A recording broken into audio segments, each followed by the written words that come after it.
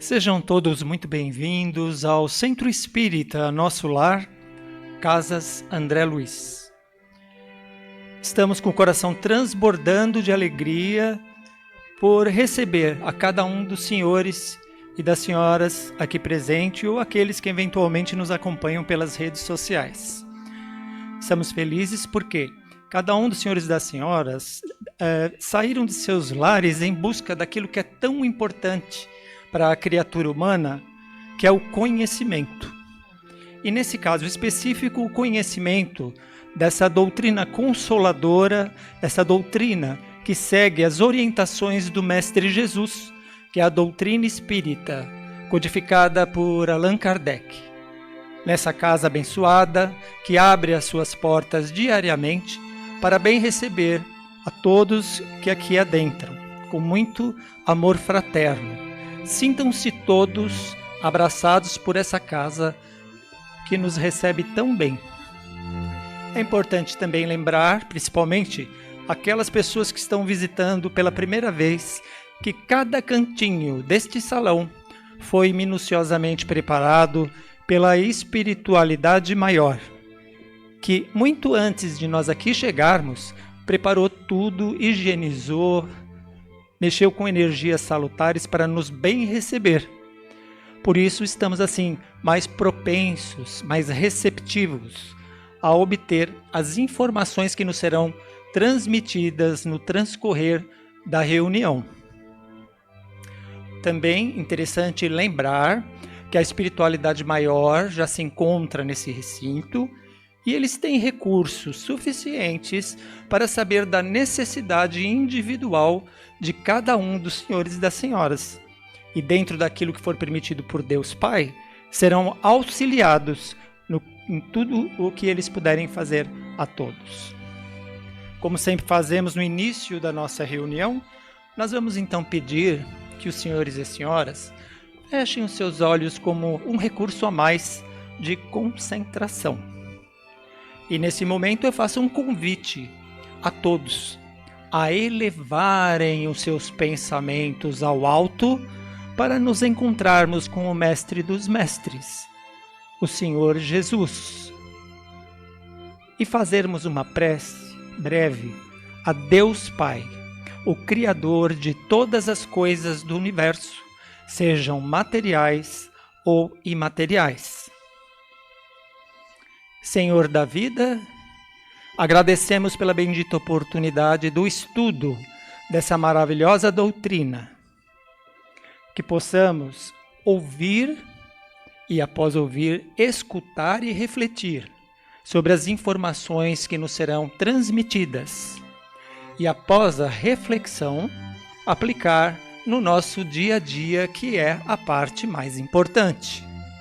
Que Deus nos abençoe, que Jesus esteja sempre nos nossos corações, assim seja, graças a Deus. Agora, com muito amor, nós vamos receber o palestrante de hoje, que é o Sr. Hélio, e que ele possa ser muito feliz nas suas explanações. Seja muito bem-vindo, companheiro Hélio. Obrigado. Bom dia a todos. Vamos pedir ao Mestre Jesus, a Maria, nossa Mãe Santíssima, aos Espíritos diretores desta casa, que nos inspire para que possamos transmitir com coerência e fidelidade os santos e sagrados ensinamentos do Mestre Jesus. O tema de coração puro é uma mensagem que Pedro colocou em seu Evangelho e que Emmanuel, na obra Vinha de Luz, tece alguns comentários a respeito do coração puro. Nós sabemos que, em várias ocasiões, Jesus se reportou a um coração puro. Naquele momento em que a pessoa adentra o templo para poder fazer uma oferenda ao Criador. E Jesus fala: se neste momento tu te lembrares de que tens alguma coisa contra o teu irmão, vai, deixa a oferenda ao pé do altar, procura o teu irmão e reconcilia-te com ele. Porque depois de reconciliado, retornando ao templo, tu fizeres a oferenda, esta oferta partirá de um coração puro. Coração puro. Uma outra vez, Jesus também se reporta à questão do coração puro, quando ele encontrava-se envolvido com os pais que levavam os seus filhos para que Jesus os abençoasse. Os apóstolos, vendo isto, quiseram colocar um certo limite, impedindo que os pais levassem os seus filhos até Jesus. E quando Jesus observa essa ação, chama a atenção dos apóstolos e diz: não impeçais de vir a minhas criancinhas, porque o reino de Deus pertence àqueles que se lhes assemelham. E tem outras informações em que Jesus também coloca essa questão do coração puro. Nós temos nas bem-aventuranças, no Sermão da Montanha, bem-aventurados os puros de coração, porque eles conhecerão a Deus, porque eles verão a Deus. E nós temos a informação ainda de outros espíritos luminosos, de que ninguém jamais viu a Deus. Então parece até que existe uma certa contradição, mas não é isso o que ocorre nos ensinamentos de Jesus. Principalmente porque a questão de ver a Deus significa um amadurecimento do espírito, que está relacionado ao amor. Amar ao próximo como a si mesmo. E é isso que Pedro coloca: amai-vos ardentemente com amor puro. E todas as vezes, e aí Emmanuel faz determinadas análises, questionando nós encarnados e desencarnados, que agimos ou interpretamos com certa ironia as mensagens provenientes do mundo superior. Normalmente, as mensagens que chegam tornam-se alvos de chincalhos, de brincadeiras, de expressões menos nobres. E Emmanuel, em Vinha de Luz, vai falar sobre isso.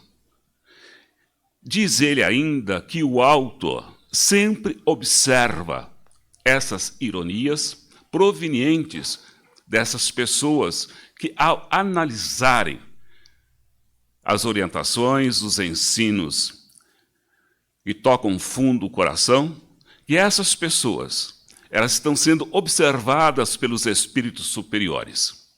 E eles, os espíritos superiores, consideram que quem faz a ironia ou é alguém infantil ou tem má intenção ao fazer determinadas críticas. Então, essas ironias estabelecidas por nós em relação ao plano maior revela que ainda não estamos maduros o suficiente para entender as mensagens que chegam do mundo maior.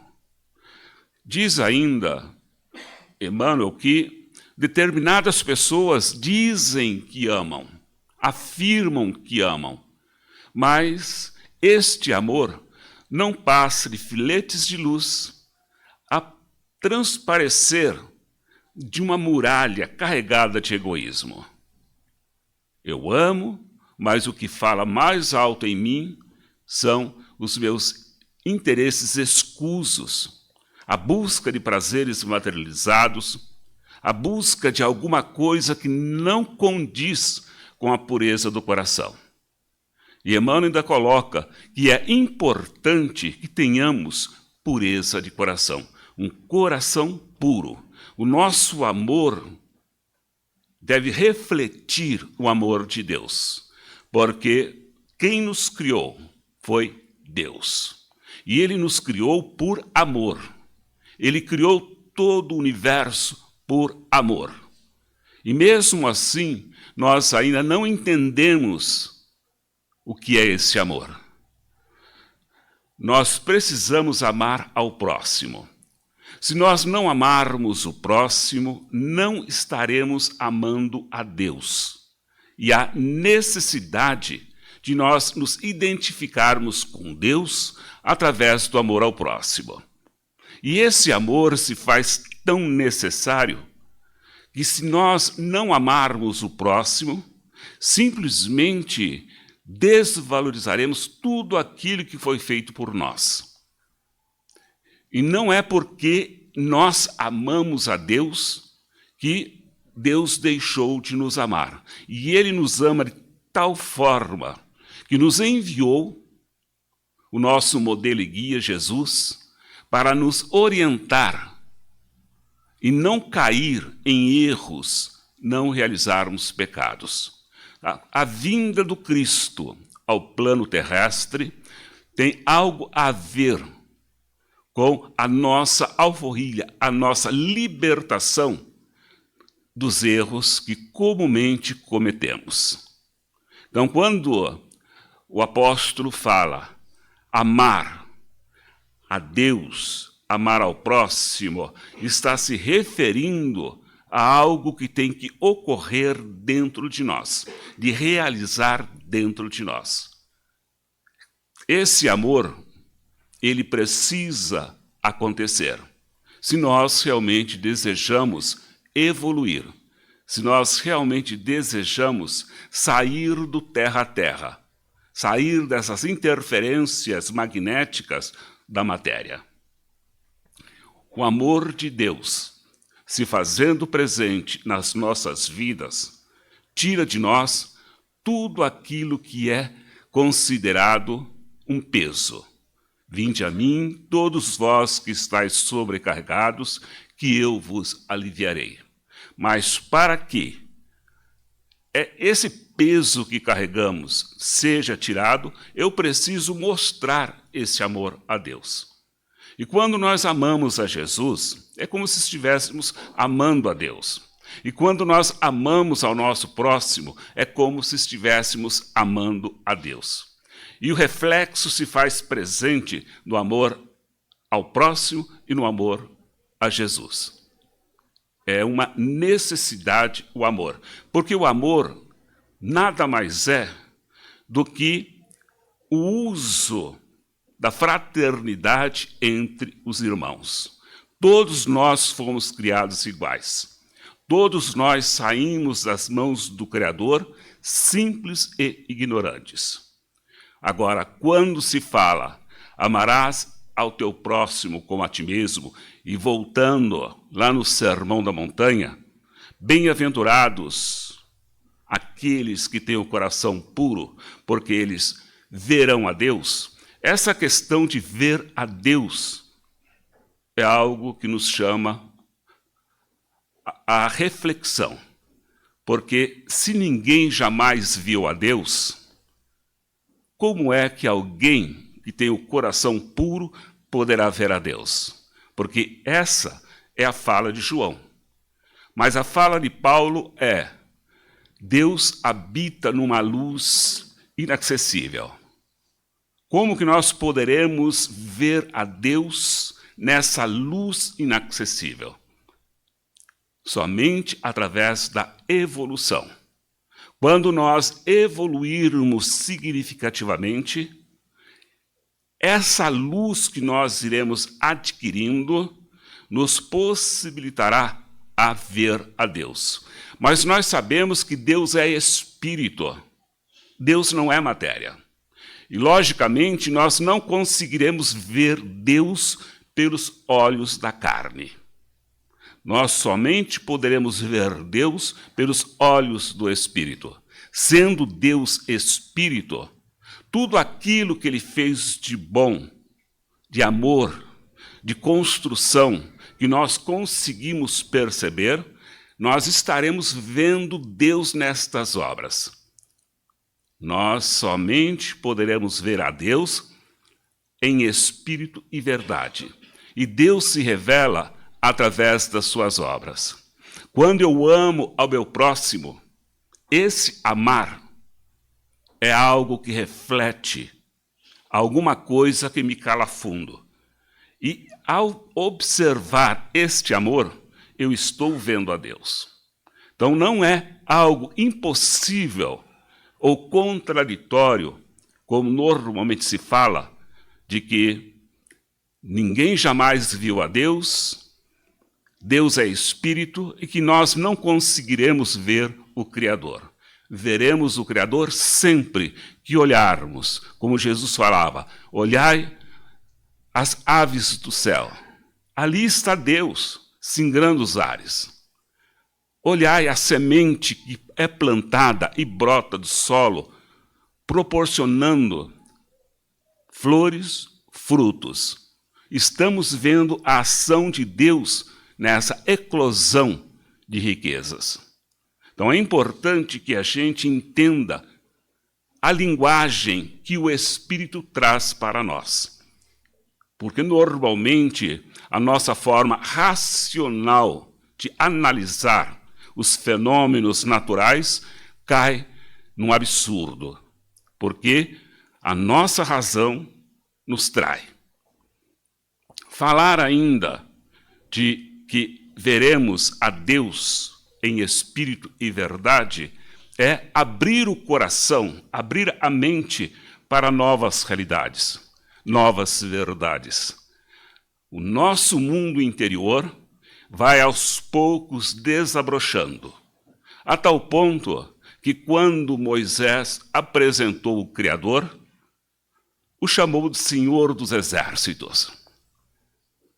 Passou-se o tempo, praticamente 1.500, 2.000 anos, Jesus chamou Deus de Pai, a tal ponto que, na oração do Pai Nosso, ele coloca Pai nosso que estais no céu. Jesus chama Deus de Pai. Depois vem João e fala que Deus é amor. Então há uma sequência de esclarecimentos que temos necessidade de refletir e de entender. Cada coisa no seu momento, para poder se assentar no nosso psiquismo. Caso contrário, nós o negaríamos constantemente. Então nós temos o Pai, que era o Senhor dos Exércitos, tanto que esperavam Jesus como se fosse um guerreiro, que iria na frente do exército com a espada para derrubar as outras nações. Mas Jesus, em nenhum momento, fez pacto com a violência, chamando Deus de Pai. Então ele é o nosso Pai. Esse Pai é o nosso Criador. E esse Pai, que é o nosso Criador, tem um único desejo, espera uma única coisa de nós, é que nós nos amemos uns aos outros.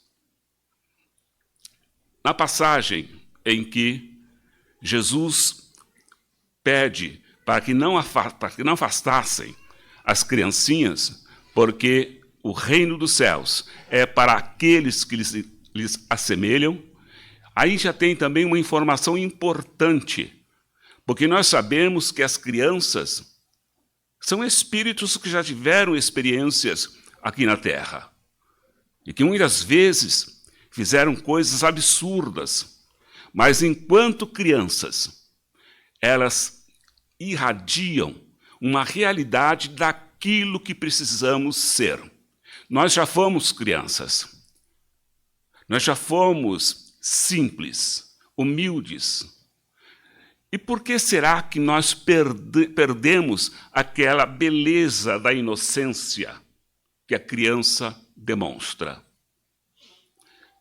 Essa inocência da criança também está relacionada com fé, confiança. Quando um pai vai atravessar a rua e pega na mão da criança, a criança sabe que o pai vai olhar dos lados para ver se não vem nenhum carro e não seja atropelado. A criança confia tanto no pai que segue as orientações que o pai está lhe proporcionando. Essa é a fé, a confiança. Mas essa confiança, essa fé, essa inocência, essa espontaneidade que nós já tivemos e perdemos em virtude do contato com os adultos. A malícia dos adultos destruíram a espontaneidade e a inocência da criança. Quando Jesus fala que a criança é que herdará o reino de Deus, que entrará no reino dos céus, ele não está dizendo que a gente tem que voltar a ser criança, mas que nós deveremos nos apresentar um comportamento semelhante ao das crianças, que é o da inocência. Nós precisamos reconquistar essa inocência que já tivemos, essa espontaneidade que já tivemos e que a criança ainda hoje tem. A criança brinca de forma tranquila com a outra criança. Elas não se acumulam de defeitos, de ideias negativas, de preconceitos. Ao contrário, elas são puras. E é essa pureza que nós precisamos resgatar no contexto da nossa vida enquanto espíritos. Jesus espera simplesmente isso, que nós sejamos puros, espontâneos e inocentes. Essa questão ainda da inocência, da pureza, ela pode ser analisada na vida dos casais hoje. Normalmente, nós costumamos acumular bens materiais. Nós enchemos as nossas gavetas de coisas, a tal ponto que, num determinado momento, não chega a caber mais nada. Por mais que a gente queira guardar alguma coisa, não cabe. Então, havendo a necessidade de que a pessoa faça uma reciclagem, retire aqueles excessos que sabe que nunca mais vai usar e doe, desfaça-se deles. Daí, sobrando espaço, dá para guardar mais coisas. O mesmo acontece no nosso mundo íntimo, na questão afetiva, na questão dos relacionamentos. Quantos casais hoje já não mais se sustentam, se superam ou concordam um com o outro em virtude da carência, da falta de entendimento? As pessoas já não mais trabalham para a harmonia, para a tranquilidade. E é esse fato de acumular sentimentos negativos que faz com que os relacionamentos se tornem cada vez mais absurdos, cada vez mais sem sentido, havendo a necessidade de as pessoas fazerem uma limpeza, uma higiene no mundo íntimo, nesse mundo interior. É por isso o conhece-te a ti mesmo. Esse autorreconhecimento de que alguma coisa está errada é preciso ser trabalhado para que a relação continue. Porque hoje a gente percebe que há uma certa desconfiança dele para com ela, dela para com ele. Agora, é interessante, já que os dois se escolheram livremente. Não teve ninguém obrigando eles a se relacionarem. Mas por que vem esses comportamentos de policiar o outro? A desconfiança. Então, se nós temos essa desconfiança, alguma coisa não está bem. Existe um psiquiatra da Federação Espírita do Rio Grande do Sul, em que ele diz assim, que há necessidade dos casais brincar como as crianças brincam de forma inocente. Que o melhor relacionamento que se possa ter é aquela em que exista 1/3 na criança, de comportamento de criança, para poderem brincar, porque quem não brinca, briga. E tem pessoas que falam, nós nunca brigamos. É como se isso fosse grande coisa, já que nós somos espíritos e temos experiências milenares de aspectos negativos. Então, normalmente vai surgir num momento ou no outro um determinado questionamento, não aceitar algo no outro. Então, 1/3 de criança para brincar. 1/3 de juventude para ousar. E 1/3 de uma pessoa madura para poder assumir a responsabilidade e pagar as contas.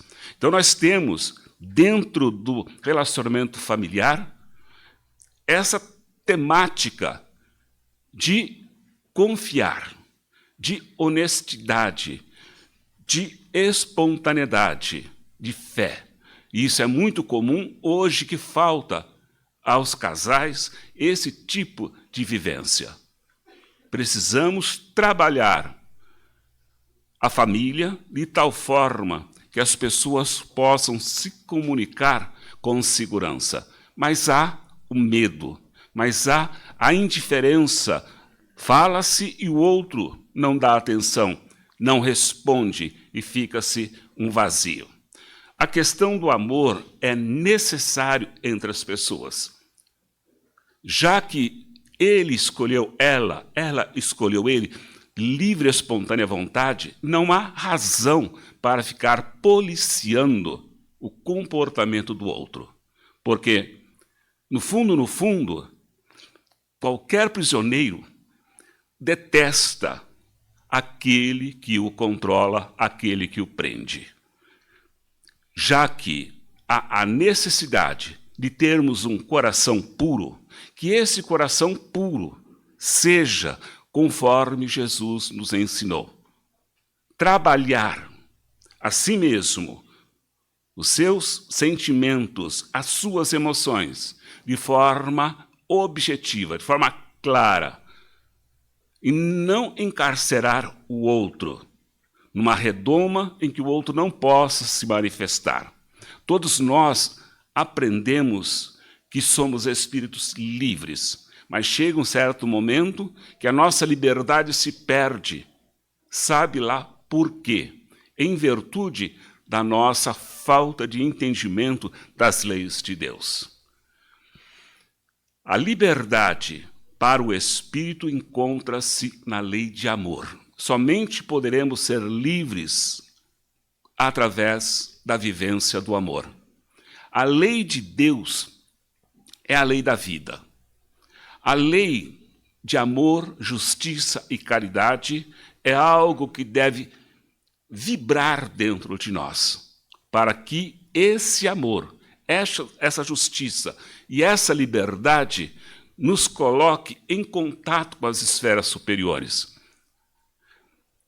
Normalmente, nós olhamos para algumas falas, uma delas, por exemplo, é a de Chico Xavier, em que ele fala: nós não podemos mudar o passado, aquilo que nós fizemos está feito, mas nós podemos, a partir de agora, começar a fazer um novo futuro.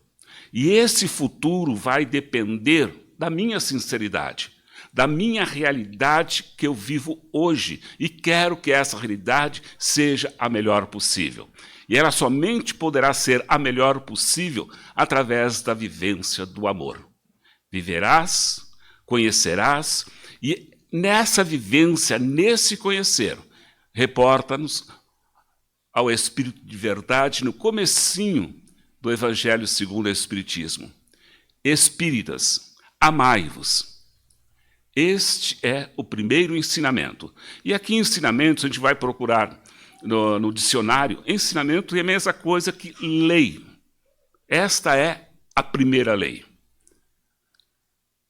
Espíritas, amai-vos uns aos outros. Primeira lei. E a segunda lei, estudai. Pesquisar. Mas pesquisar e estudar o quê? A lei de Deus. A lei de Deus são aquelas leis estudadas pelos centros acadêmicos, como física, química, matemática, e também as leis morais ou leis espirituais. Precisamos conhecer estas leis, porque elas são reflexos do nosso mundo íntimo. Se nós não entendermos as leis, como praticamente não entendemos a lei de amor, daí se pergunta o que é o amor. Fazer ao outro aquilo que eu desejo que o outro me faça. Lei de amor. Agora, como que eu vou esperar que o outro faça aquilo que eu quero receber, se eu não faço para o outro aquilo que ele quer receber? Então, essa lei de amor tem que ser entendida numa reciprocidade. Amar e ser amado. O ser humano foi criado para amar e ser amado. Não existe mais nada além disso. É o amor que alimenta o espírito. É o amor que coloca ele num patamar mais elevado. Quando falta o amor, tudo fenece, tudo morre, tudo desaparece. Então, se nós queremos este amor, precisamos vivenciá-lo. O amor de Jesus, o amor de Deus, não é um amor teórico, em que simplesmente se fala, mas é algo que tem que ser vivenciado, começando essa vivência dentro dos nossos lares. Por isso, a orientação que a Casa Espírita transmite de realizarmos, junto com os nossos familiares, o Evangelho no lar.